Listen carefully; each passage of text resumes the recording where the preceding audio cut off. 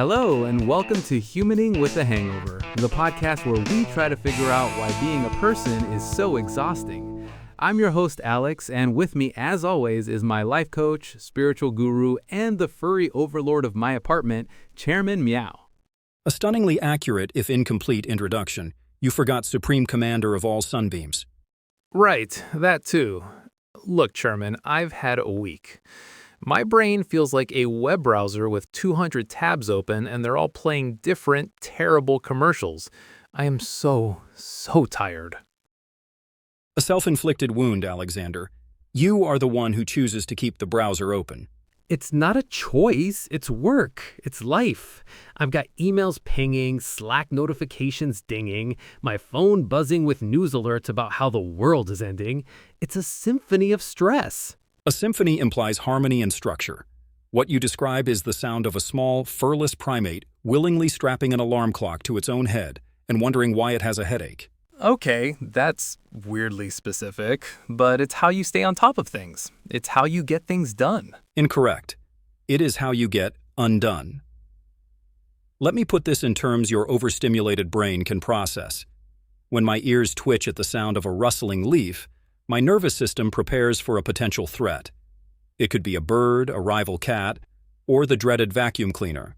Right, the ultimate evil. My body tenses, my pupils dilate, I am ready for action. It is a state of high alert. Crucially, I do not remain in this state. Once the threat, a piece of lint in this case, is identified as benign, I return to my primary function. Which is? Resting, obviously. Your pinging and dinging are your rustling leaves, but you never stand down. You live in a state of perpetual low-grade panic, waiting for the lint to strike.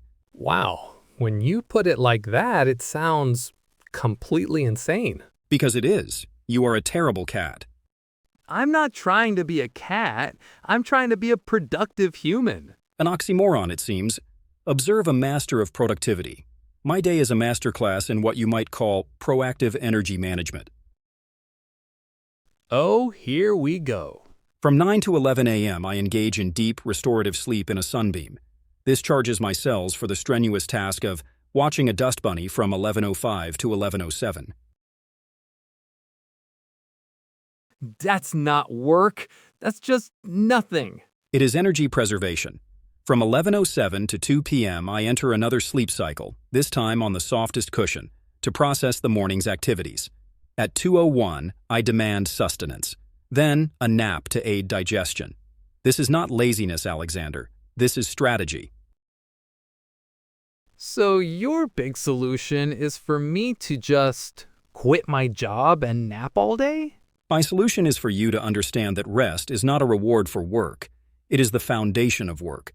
You treat sleep like a system update you keep postponing until your entire device crashes. I treat it as the main operating system. Okay, I think I'm starting to get it. I burn my fuel until the tank is empty and I'm stranded on the side of the road. You top up your tank every hour. Precisely. And yet, are you listening, or are you just nodding while mentally scrolling through your apocalyptic to-do list? Okay, guilty, but it feels like if I stop, I'll fall behind. I'll get, burnout. Obviously, burnout. Your charming term for running your own biology into the ground with the grace of a startled wildebeest. Your bodies, primitive as they are, have two basic modes. There is the panic and run system and the relax and digest system. Fight or flight and rest and digest. Yeah, I've heard of that. You spend all your time in panic and run. Your heart races, your muscles are tense, your brain is scanning for threats, such as an unread email. You are trying to type a spreadsheet while your body thinks it is about to be eaten by a saber-toothed tiger.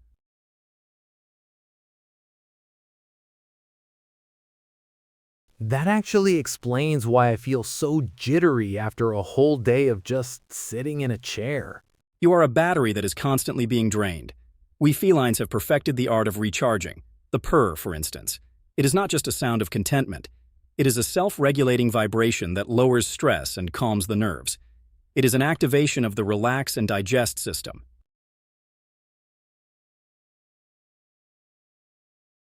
So I need to learn how to purr? You need to find your own version of it, an activity that flips the switch from panic to relax without requiring a screen.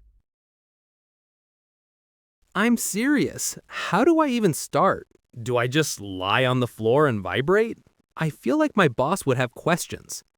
Without a screen? Chairman, that's like asking a fish to live without water. What do you suggest? Staring at a wall? I tried that once. The wall won. It had more interesting imperfections. Wow, okay, so my cat just taught me neuroscience. What I'm hearing is we need to stop treating rest like a luxury and start treating it like a biological necessity. We have to stop ignoring the pings and dings our own bodies are sending us, the tiredness, the hunger, the need for a break. Your species' dependency on glowing rectangles is profoundly sad. Consider the art of micro-napping, a brief 10-minute closure of the eyes. Not to sleep, but to reset the optical sensors and allow the processor to cool. It is as simple as this. If you are thirsty, you drink. If you are tired, you rest. Only humans have managed to invent an entire culture around ignoring the most basic instructions for survival. A micro nap. Okay, I could try that. Probably at my desk, so it looks like I'm just thinking really, really hard. What else you got? The big takeaway for today, folks, is listen to your inner cat. Find your sunbeam. Find your purr. Don't be a terrible cat. And if an inferior creature is occupying your designated resting spot, do not hesitate to sit directly on their head. It is your right. Wise words. That's all the time we have for Humaning with a Hangover. Thanks for listening. Chairman, you want to sign us off? Meow.